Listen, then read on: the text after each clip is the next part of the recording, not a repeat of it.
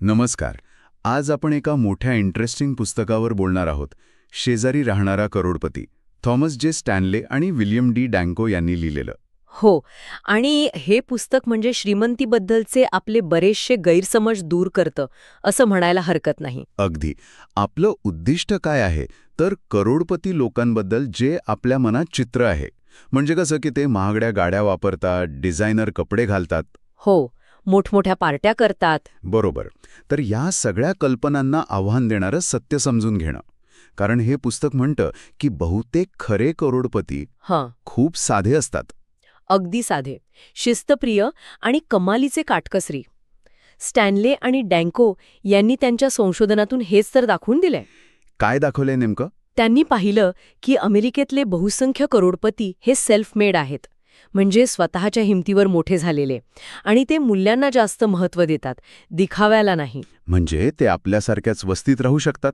हो, अगदी. अनेकदा मध्यमवर्गीय वस्तीत राहतात, सहज मिसळून जातात. म्हणजे बघा, दिसण्यावर आधारित श्रीमंती आणि खरी संपत्ती यात फरक आहे. इथेच खरी गंमत आहे. पुस्तकात त्यांनी 2 गट केलेत, PAWs आणि UAWs. काय आहे?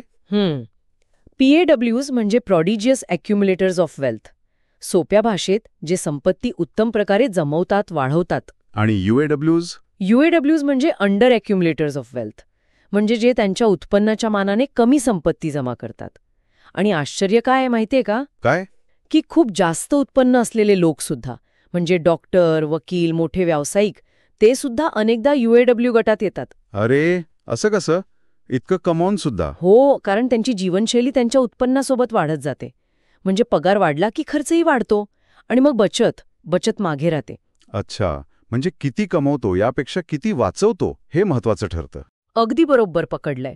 संपत्ती कमवण्यावर नाही, तर ती किती वाचवता, टिकवता आणि हुशारीने गुंतवता यावर अवलंबून असते.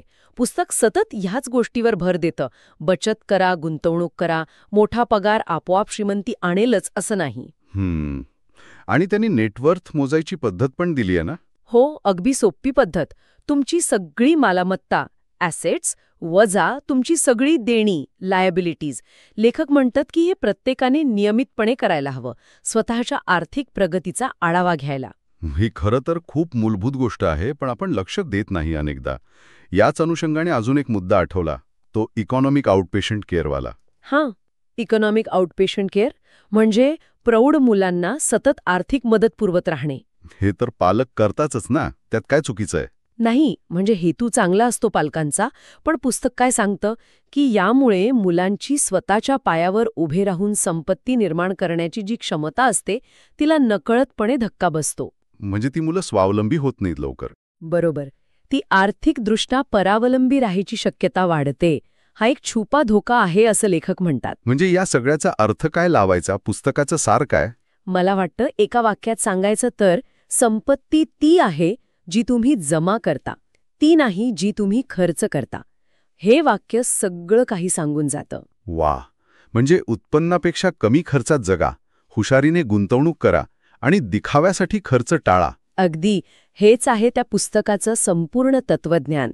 तर या सगळ्याचा अर्थ असा की खरी संपत्ती मिळवणं हे काही नशिबाचा खेळ नाही किंवा फक्त वारसा हक्काने मिळत नाही. त्यासाठी शिस्त लागते, मूल्य जपावी लागतात आणि सातत्य लागतं. बरोबर. हे पुस्तक म्हणजे फक्त पैशाचा सल्ला नाहीये, तो एक दृष्टिकोन आहे. पैशाकडे कसं बघायचं हे शिकवतं. श्रीमंत दिसण्यापेक्षा खऱ्या अर्थाने श्रीमंत होण्यावर लक्ष केंद्रित करा, असं म्हणता येईल. हो, नक्कीच. हे एक माइंडसेट शिफ्ट आहे, आपल्या विचारांना नवी दिशा देणारं. हे आपल्याला आपल्या पैशांसोबतचे नात्याबद्दल विचार करायला लावतं, खर्चावरचा सामाजिक दबाव तपासायला लावतं.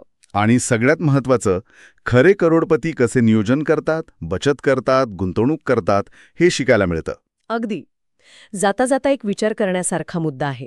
हे पुस्तक म्हणतं की संपत्ती ही तुमच्या उत्पन्नाच्या आकड्यांपेक्षा तुमच्या सवयींवर, तुमच्या वर्तणुकीवर जास्त अवलंबून असते. मग विचार करा, या शेजारी राहणाऱ्या करोडपतींकडून प्रेरणा घेऊन आपल्या खर्च करण्याच्या किंवा बचत करण्याच्या सवयींमध्ये असा कोणता एक छोटासा पण महत्त्वाचा बदल आजपासून करता येईल. विचार करण्यासारखी गोष्ट आहे, नाही का?